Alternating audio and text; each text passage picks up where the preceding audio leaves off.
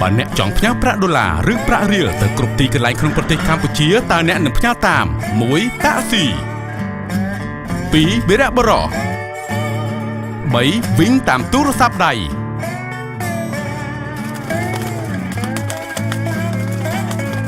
ឬ 4 តាមអាកាសបើអ្នកជ្រើសរើសចម្លើយទី 3 អ្នកនឹងផ្ញើប្រាក់បានរហ័សបំផុតមានសុវត្ថិភាពបំផុតនិងចំណាយតិចបំផុតជាមួយវិញគ្រប់ពេលវេលាគ្រប់ទីកន្លែង